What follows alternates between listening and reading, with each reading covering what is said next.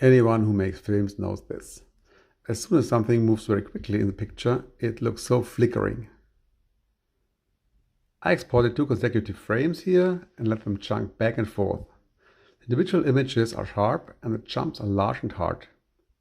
Let's see that on the timeline. At 25 frames per second, each frame lasts 40 milliseconds. Without an ND filter, we quickly have 1/5000th second or even less in good light, indicated by the blue bars.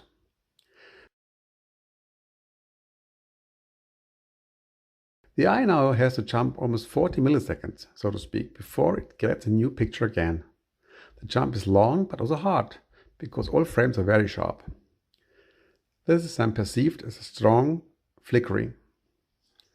The small photo on the top right shows the superimposition of these 2 sharp frames, or a small section of it that shows 2 trees staying together. What can you do about it now? Almost all of us have heard about the 180-degree rule, which dates back to the primal days of filmmaking.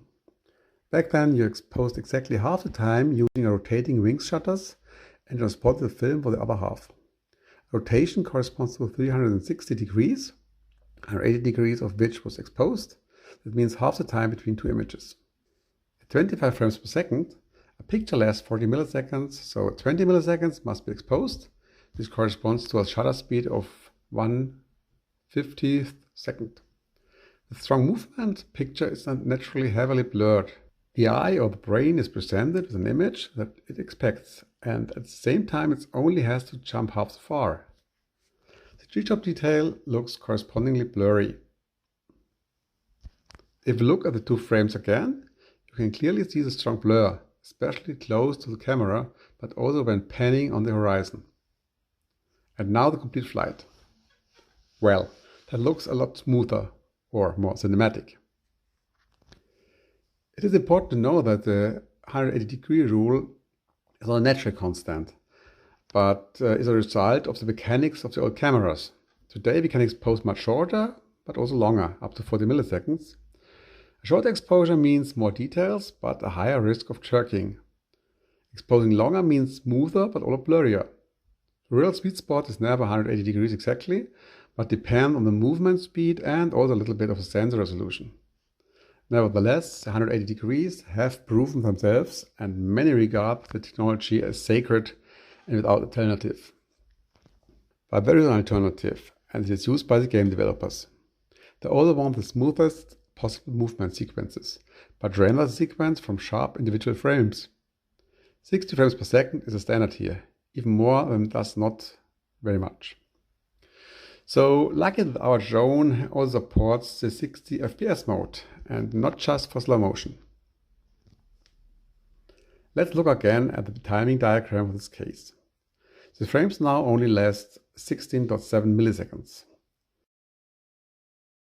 The eye now only has to jump 16.6 milliseconds, a bit shorter than with the Hollywood method above. Small picture shows again what the shorter jump between the 2 sharp frames look like. But that's the theory. What does the flight look like now with 60 frames per second and sharp frames?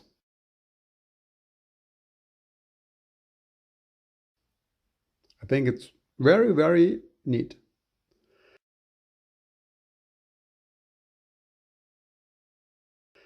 And here both combined again. That means the 180-degree rule at 60 FPS. 125th second shutter speed. That's Champions League.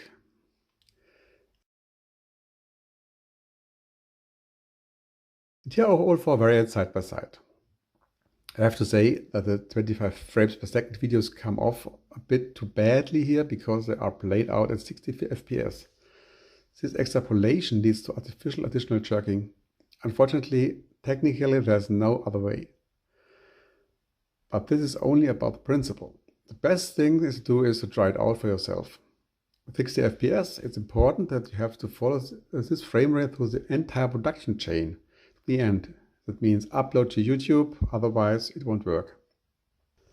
The 4 original videos without upsampling are available in a link shown in the description of the video. And now at the end, the 4 different methods are compared. Default method is on the far left, 25 frames per second without ND filter. Everything is great there as long as nothing is moving quickly.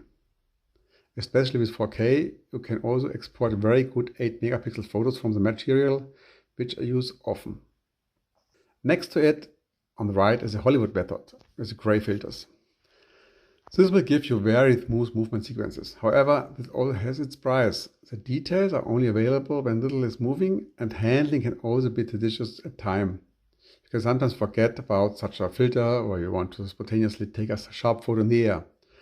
But if you're just filming and have a lot of control over the scene, you're fine with it. Next, we have the gamer variant, which means razor sharp frames at 60 frames per second. Overall, the image quality is very comparable to the Hollywood method. I don't get the very last flickering out of it, but I have more details and it's easier to handle.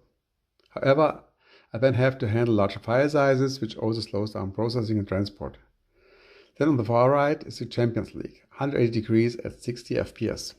Or, to put it another way, Hollywood meets the gaming industry. So, that's it. The 60 FPS technique is now my favorite because it takes some of the complexity out of filming, without any noticeable disadvantages. But be sure to try it out yourself.